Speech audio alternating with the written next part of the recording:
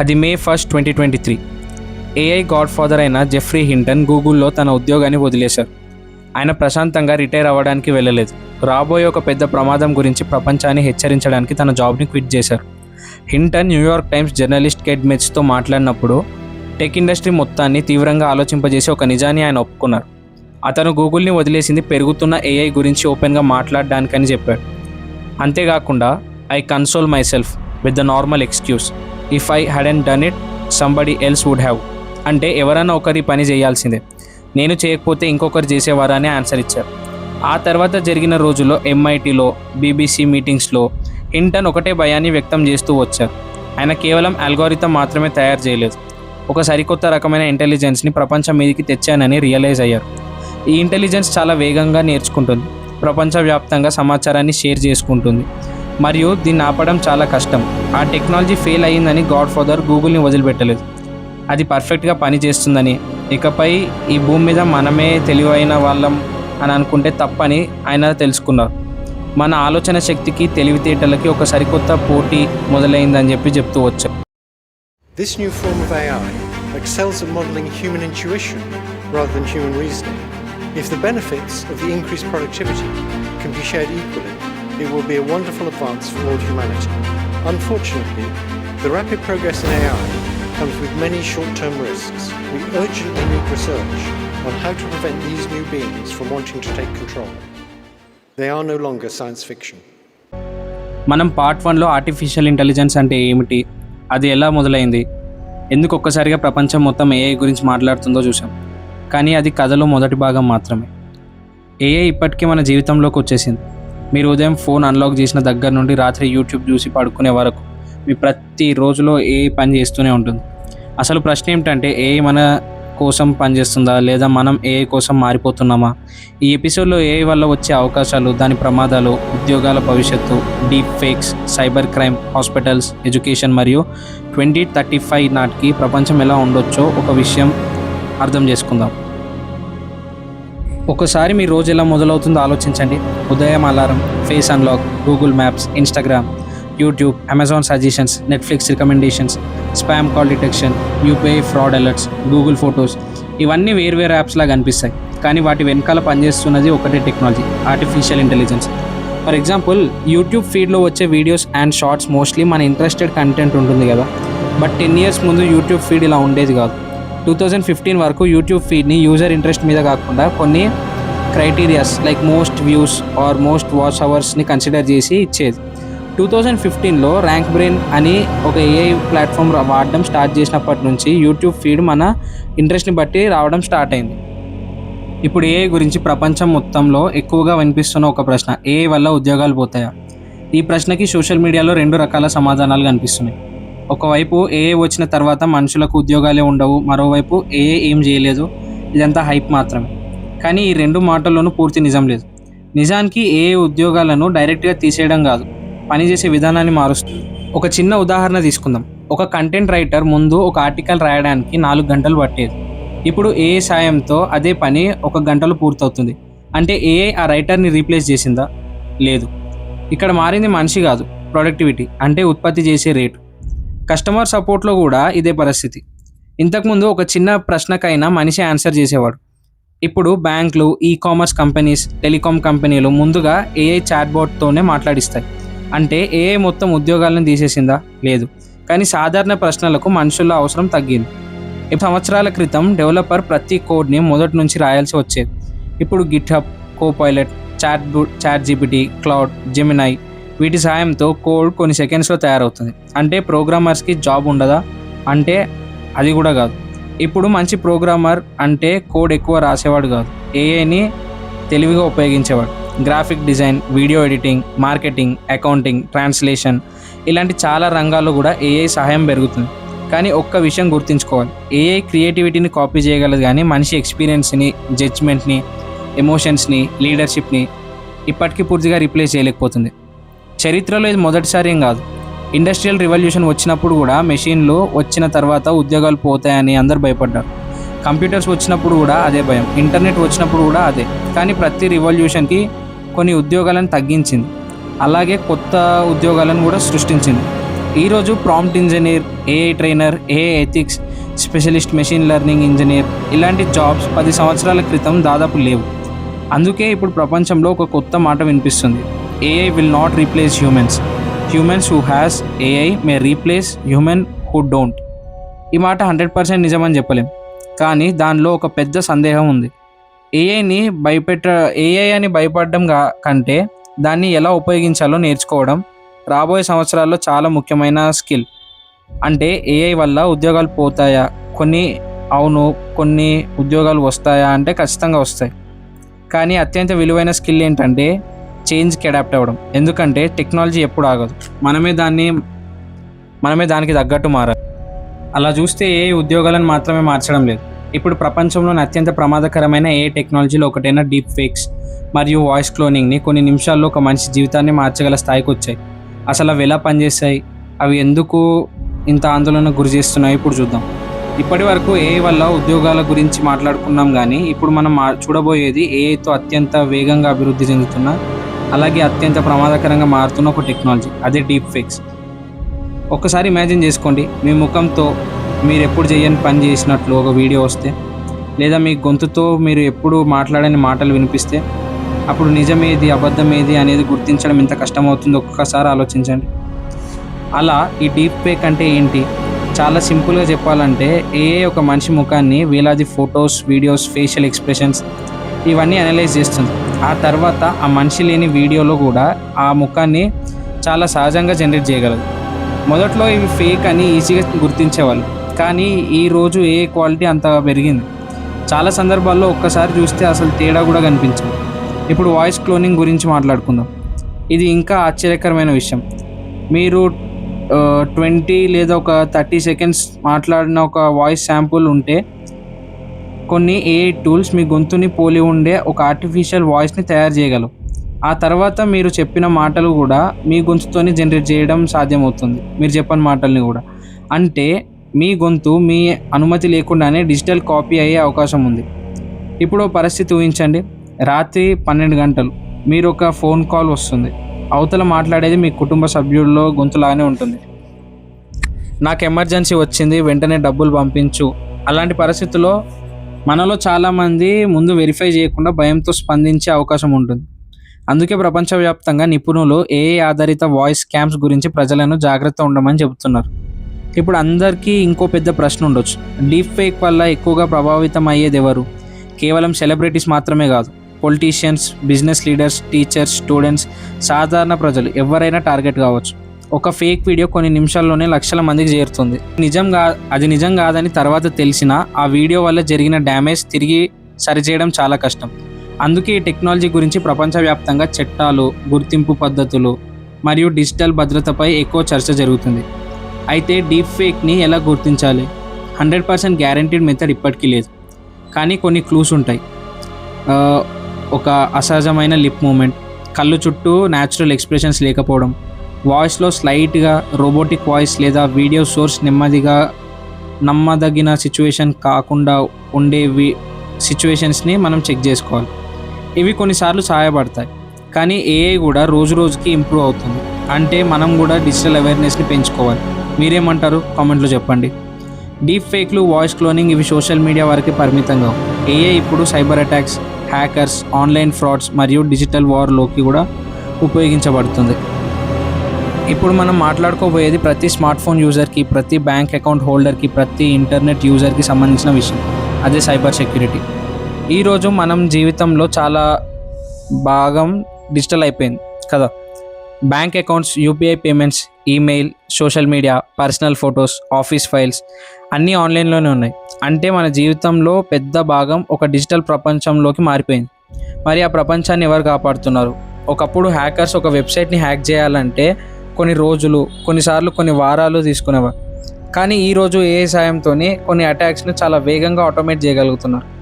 వేలాది పాస్వర్డ్లను, వేలాది ఈమెయిల్స్ను, కొన్ని వేల వెబ్సైట్స్ను చాలా తక్కువ సమయంలోనే అనలైజ్ చేసే సామర్థ్యం ఏఐకి ఉంటే దీనివల్ల సైబర్ అటాక్స్ కూడా వేగంగా జరగడం స్టార్ట్ అయింది. కానీ ఇక్కడే కథలో ఒక పెద్ద ట్విస్ట్ ఉంది. హ్యాకర్స్ మాత్రమే ఏఐని ఉపయోగించడం లేదు, సైబర్ సెక్యూరిటీ కంపెనీస్ కూడా అదే ఏఐని ఉపయోగిస్తున్నాయి. ఒకవైపు హ్యాకర్స్ ఏఐతో కొత్త దాడులు చేయడానికి ప్రయత్నిస్తుంటే మరోవైపు సెక్యూరిటీ సిస్టమ్స్ కూడా ఏఐతో వాటిని గుర్తించి ఆపడానికి ప్రయత్నిస్తున్నాయి. ఉదాహరణకి మీ ఈమెయిల్కి ఒక ఫేక్ బ్యాంకింగ్ మెయిల్ వచ్చింది అనుకుందాం. ఇంతకుముందు అది నిజమో నకిలీయో మీరు గుర్తించాల్సి వచ్చేది. కానీ ఈరోజు చాలా ఈమెయిల్ సర్వీసెస్ ఏఐని ఉపయోగించి అలాంటి సస్పీషియస్ ఈమెయిల్స్ని స్పామ్ ఫోల్డర్కి పంపించేస్తున్నాయి. అంటే ఏఐ మనకు తెలియకుండానే మన ప్రొటెక్ట్ కూడా చేస్తుంది. అలాగే మీ డెబిట్ కార్డ్ హైదరాబాద్లో ఉపయోగిస్తున్నారు. కేవలం 5 నిమిషాల తర్వాత అదే కార్డ్తోని వేరే దేశంలో ట్రాన్సాక్షన్ జరిగిందనుకోండి. సాధారణంగా అది సాధ్యమేనా? కాదు. ఇలాంటి అసాధారణ ప్యాటర్న్స్ని ఏఐ చాలా వేగంగా గుర్తించగలదు. అందుకే చాలా బ్యాంక్ ఫ్రాడ్ డిటెక్షన్ కోసం ఏఐని ఉపయోగిస్తున్నారు. కొన్ని సందర్భాల్లో సందేహాస్పదమైన ట్రాన్సాక్షన్స్ అంటే డౌట్ఫుల్ ట్రాన్సాక్షన్స్ని కూడా తాత్కాలికంగా నిలిపివేసి కస్టమర్ని వెరిఫై చేసి తర్వాత మాత్రమే వాటిని యాక్సెప్ట్ చేస్తున్నాయి. కానీ హ్యాకర్స్ కూడా ఆగడం లేదు. ఇప్పుడు ఏఐ సాయంతో fake websites, fake login pages, మరింత నిజమైనట్లుగా కనిపించే కొన్ని స్కామ్ మెసేజెస్ చాలా వేగంగా తయారవుతున్నాయి. అంటే స్కామ్ సంఖ్య మాత్రమే కాదు, వాటి క్వాలిటీ కూడా పెరుగుతుంది. అందుకే ఇప్పుడు సైబర్ సెక్యూరిటీ అంటే కేవలం యాంటీవైరస్ ఇన్స్టాల్ చేయడం కాదు, కొత్త కాలంలో అత్యంత ముఖ్యమైన సెక్యూరిటీ టూల్ మన అవేర్నెస్. ఏ లింక్నైనా క్లిక్ చేసే ముందు ఒక్కసారి ఆలోచించడం, ఓటీపీ ఎవరితోనూ షేర్ చేయకపోవడం, తెలివైన క్యూఆర్ కోడ్స్ స్కాన్ చేయకపోవడం, అన్నోన్ యాప్స్ ఇన్స్టాల్ చేయకపోవడం, ఇలాంటి చిన్న అలవాట్లే పెద్ద నష్టాలను నివారించగలవు. ఏఐ ఎంత అభివృద్ధి చెందినా ఒక నిర్లక్ష్యపు క్లిక్ చాలా పెద్ద సమస్యకు కారణమవుతుంది. రాబోయే సంవత్సరాల్లో సైబర్ సెక్యూరిటీలో ఏఐ పాత్ర కూడా పెరుగుతుంది. Real time threat detection, automatic response systems, network monitoring, fraud prevention ఇవన్నీ మరింత తెలివిగా మారే అవకాశం ఉంది. అంటే ఏఐ ఒక్కసారి దాడి చేసే వాళ్ళ చేతుల్లో కూడా ఉంటుంది, రక్షించే వాళ్ళ చేతిలో కూడా ఉంటుంది. ఇప్పటి వరకు ఏఐ వల్ల వచ్చే ప్రమాదాల గురించి ఎక్కువగా మాట్లాడుకున్నాం. కానీ ఏఐకి మరోవైపు కూడా ఉంది. ప్రతిరోజు వేలాది మంది ప్రాణాలను కాపాడడంలో, డాక్టర్ సహాయం చేయడంలో, కొత్త మందులను కనుగొనడంలో ఇలా ఏఐ ఒక ఇంపార్టెంట్ రోల్ ప్లే చేస్తుంది. అసలు ఏఐ హాస్పిటల్స్లో ఎలా పనిచేస్తుందో ఇప్పుడు తెలుసుకుందాం. ఒకప్పుడు x-ray, CT scan, MRI report వీటిని పూర్తిగా డాక్టర్స్ మాత్రమే పరిశీలించేవారు. ఇప్పుడు ఏఐ కూడా వాటిని అనలైజ్ చేయడం స్టార్ట్ చేసింది.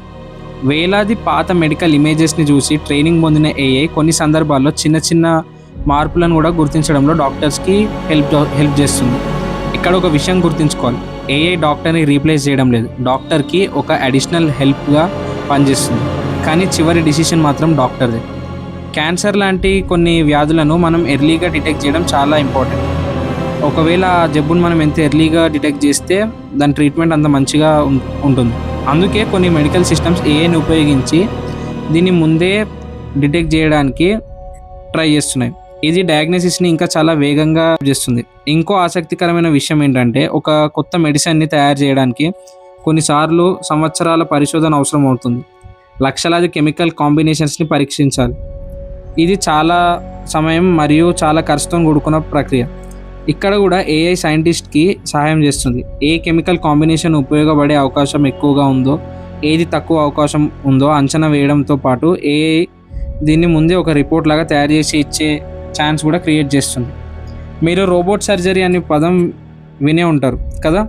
చాలామందికి రోబోటే ఆపరేషన్స్ చేస్తుందని అనిపిస్తుంది, కానీ అది పూర్తిగా నిజం కాదు. ఈరోజు ఉపయోగిస్తున్న రోబోటిక్ సర్జికల్ సిస్టంలో సర్జన్ని కంట్రోల్ చేస్తారు రోబోట్ని. కానీ ఇదేంటంటే రోబోట్ని కంట్రోల్ చేసే చాలా ప్రిసైజ్ మూమెంట్స్ కోసం రోబోట్స్ని యూజ్ చేయడం జరుగుతుంది. మనలో చాలామంది చేతికి స్మార్ట్ వాచ్ వేసుకుంటారు కదా. Heart rate, sleep, blood oxygen, walking activity ఇవన్నీ రికార్డ్ అవుతుంటాయి. కానీ ఈ డేటాని కేవలం స్టోర్ చేయడం మాత్రమే కాదు, కొన్ని హెల్త్ ప్లాట్ఫామ్స్ ఏఐని ఉపయోగించి స్ట్రీన్స్ అంటే అసాధారణమైన ప్యాటర్న్స్ కనిపిస్తే యూజర్కి అలర్ట్ కూడా ఇస్తాయి. అంటే మన ఆరోగ్యం గురించి మనకంటే ముందే టెక్నాలజీ కొన్ని మార్పులను గుర్తించే ప్రయత్నం చేస్తుంది. ఇంకో పెద్ద మార్పు రిమోట్ హెల్త్ కేర్.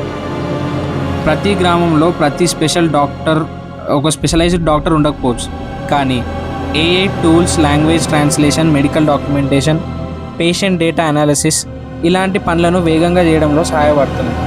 దీంతో డాక్టర్స్ తమ సమయాన్ని పేపర్ వర్క్ మీద కాకుండా పేషెంట్స్ మీద ఎక్కువగా కేటాయించే అవకాశం కూడా ఉంటుంది. ఇప్పటి వరకు ఏఐ హాస్పిటల్స్ని ఎలా మారుస్తుందో చూసాం, కానీ రాబోయే 10 సంవత్సరాల్లో ఏఐ ఎక్కువగా ప్రభావితం చేసే మరో రంగం ఒకటి ఉంది, అదే ఎడ్యుకేషన్. మనం ఎలా నేర్చుకుంటాం, ఎలా పరీక్షలు రాస్తాం, భవిష్యత్తులో టీచర్స్ పాత్ర ఎలా ఉంటుంది అనేది ఇప్పుడు చూద్దాం. ఒక్కసారి మన చిన్నప్పటి చదువును గుర్తు తెచ్చుకోండి.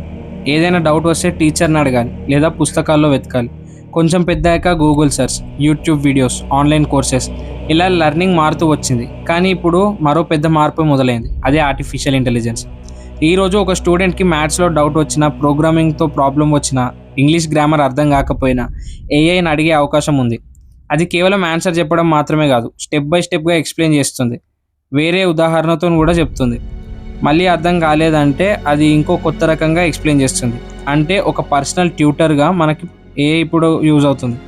ఇక్కడ ఇంకో పెద్ద అడ్వాంటేజ్ ఉంది. ఒకప్పుడు ఒక మంచి కోర్స్ అర్థం కావాలంటే ఇంగ్లీష్ తప్పనిసరి అనుకునేవాళ్ళు. కానీ ఈరోజు ఏఐ చాలా లాంగ్వేజెస్లో ఎక్స్ప్లెయిన్ చేయడం స్టార్ట్ చేసింది. ఒకే కాన్సెప్ట్ని తెలుగులో, హిందీలో, తమిళ్ అండ్ మలయాళంలో లేదా ఇంకా డిఫరెంట్ లాంగ్వేజెస్లో మనకు అర్థమయ్యే భాషలో కూడా వివరించే స్థాయికి వచ్చేసింది. అంటే లాంగ్వేజ్ బ్యారియర్ అనేది కూడా క్రమంగా తగ్గుతూ వస్తుంది. మరి టీచర్స్ అవసరం తగ్గుతుందా? నా అభిప్రాయం ఏంటంటే లేదు. ఎందుకంటే టీచర్స్ పాత్ర అనేది మారుతుంది. ఇంతకుముందు టీచర్స్ ఇన్ఫర్మేషన్ ఇచ్చేవాళ్ళు, ఇప్పుడు ఇన్ఫర్మేషన్ అందరికీ అందుబాటులో ఉంది. కాబట్టి భవిష్యత్తులో టీచర్ పాత్ర ఒక ట్యూటర్గా, మెంటర్గా, క్రిటికల్ థింకింగ్ నేర్పించే ఒక పర్సన్గా మారే అవకాశం ఉంది. ఎందుకంటే ఏఐ ఫ్యాక్ట్స్ చెప్పగలదు, కానీ క్యారెక్టర్ని, క్యూరియాసిటీని, వాల్యూస్ని ఒక మంచి టీచర్ మాత్రమే పెంచగలరు. ఏమంటారు? ఇప్పుడు ఒక ముఖ్యమైన ప్రశ్న, ఈ రోజుల్లో స్టూడెంట్స్ ఏ స్కిల్స్ నేర్చుకోవాలి? కేవలం డిగ్రీ లేదా సర్టిఫికేట్ ఇవే సరిపోతాయా? బహుశా కాదు.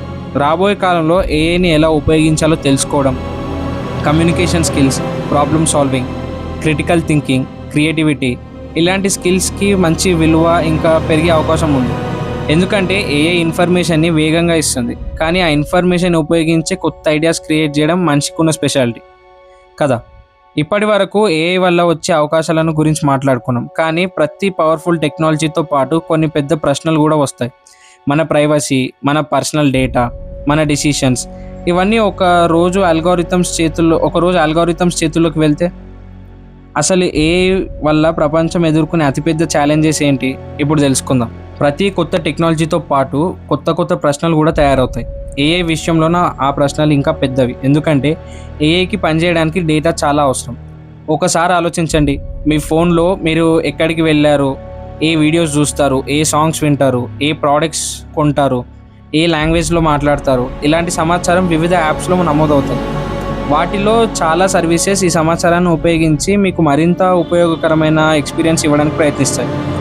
ఇంకో విషయం, మనం పెద్దగా గుర్తించని ఒక మార్పు, ఏఐని ఉపయోగించడం తప్పు కాదు, కానీ ప్రతి చిన్న విషయానికి ఏఐ మీదే ఆధారపడడం మొదలైతే ఒకప్పుడు ఫోన్ నంబర్స్ మనకు గుర్తుండేవి. ఈరోజు చాలామందికి తమ ఫ్యామిలీ మెంబర్స్ ఫోన్ నంబర్స్ కూడా గుర్తుండడం లేదు, అవునా? ఎందుకంటే ఫోన్ గుర్తించుకుంటుంది కాబట్టి, మనం ఫోన్లో ఫీడ్ చేసుకుంటాం కాబట్టి. అలాగే రేపు ప్రతి ఆలోచన, ప్రతి డిసిషన్, ప్రతి ప్రాబ్లం ఏఐని అడగడం మొదలైతే మన ఆలోచించే అలవాటు తగ్గిపోతుంది. ఈ ప్రశ్నకు ఇప్పుడే ఖచ్చితమైన సమాధానం ఏమీ లేదు, కానీ ఇది ప్రపంచవ్యాప్తంగా చర్చ జరుగుతున్న ఒక విషయం. మన ప్రపంచం ఇప్పుడు కొత్త దశలో ఉంది. Industrial revolution, internet revolution, mobile revolution, వాటిలాగే ఇప్పుడు ఏఐ రెవల్యూషన్ జరుగుతుంది. ప్రతి రెవల్యూషన్ కొన్ని అవకాశాలను తీసుకొస్తుంది, కొన్ని సవాళ్ళను కూడా తీసుకొస్తుంది. ఏఐ కూడా అందుకు మినహాయింపు కాదు. మరి ఇవన్నీ చూసిన తర్వాత ఒక చివరి ప్రశ్న మాత్రమే మిగిలింది. 2035లో, అంటే రాబోయే 10 సంవత్సరాల్లో ప్రపంచం ఎలా ఉండొచ్చు? ఏఐ మనిషికి గొప్ప పార్ట్నర్గా మారుతుందా, లేక మనిషి జీవితాన్ని పూర్తిగా మార్చే మరో రెవల్యూషన్గా నిలుస్తుందా? ఈ డాక్యుమెంటరీని ముగించే ముందు భవిష్యత్తు గురించి ఒకసారి ఆలోచిద్దాం. ఈ డాక్యుమెంటరీ స్టార్టింగ్లో నేను అందరికీ ఒక క్వశ్చన్ అడిగాను, ఏఐ మనిషికి మిత్రుడా లేదా ప్రమాదమా? ఇప్పుడు ఈ ప్రయాణం ముగిసే సమయానికి బహుశా ఆ ప్రశ్నకు ఒకే ఒక్క సమాధానం ఉండకపోవచ్చు. ఎందుకంటే ఏఐ ఒక మంచి వ్యక్తి కాదు, చెడ్డ వ్యక్తి కూడా కాదు. ఏఐకి మనలాగా ఉద్దేశాలు ఉండవు. అది మనిషి సృష్టించిన ఒక శక్తివంతమైన టూల్. దాన్ని విద్య కోసం, వైద్యం కోసం, వ్యవసాయం కోసం, కొత్త ఇన్వెన్షన్స్ కోసం ఉపయోగించవచ్చు. అలాగే దాన్ని తప్పుగా కూడా ఉపయోగించవచ్చు. అందుకే ప్రశ్న ఏఐ గురించి కాదు, దాన్ని ఉపయోగించే మనుషుల గురించి. 50 సంవత్సరాల క్రితం కంప్యూటర్ ఒక విలాసం, అంటే లగ్జరీ. 25 ఇయర్స్ క్రితం ఇంటర్నెట్ ఒక కొత్త ప్రయోగం. 15 సంవత్సరాల క్రితం స్మార్ట్ ఫోన్ ఒక కొత్త ఆశ్చర్యం. ఈరోజు అవి లేకుండా మన జీవితం ఊహించడం చాలా కష్టం. బహుశా రేపు ఏఐ గురించి కూడా ఇదే మాట చెప్పే రోజులు రావచ్చు. ఈ డాక్యుమెంటరీలో మనం ఏఐని అర్థం చేసుకునే ప్రయత్నం చేశాం, కానీ ఇది ముగింపు కాదు, ఇది ప్రారంభం. ఎందుకంటే ఆర్టిఫిషియల్ ఇంటెలిజెన్స్ కథ ప్రతిరోజు ప్రతి గంట కొత్తగా రాయబడుతుంది. మరి ఆ కథలో మనమంతా కూడా ఒక భాగమే. ఒక్క క్వశ్చన్తో ఎపిసోడ్ ముగిద్దాం. భవిష్యత్తులో ఏఐ రాయదు, ఏఐని ఎలా ఉపయోగించాలో నిర్ణయించే మనుషులే రాస్తారు. మరి ఆ భవిష్యత్తులో మీరు కేవలం ప్రేక్షకుల లేదా మార్పును సృష్టించే వారిలో ఒకరుగా ఉంటారు. మీకు ఈ డాక్యుమెంటరీ నచ్చితే దాన్ని కేవలం షేర్ చేయకండి, దాని గురించి డిస్కస్ చేయండి. ఎందుకంటే ఒక మంచి డిస్కషన్ 100 ఫేక్ న్యూస్ కంటే ఎక్కువ మార్పు తీసుకురాగలదు. నేను ఈశ్వర్ చరణ్ తేజ్, ఇది ఈశ్వర్ ఎంటర్టైన్మెంట్ ప్లానెట్.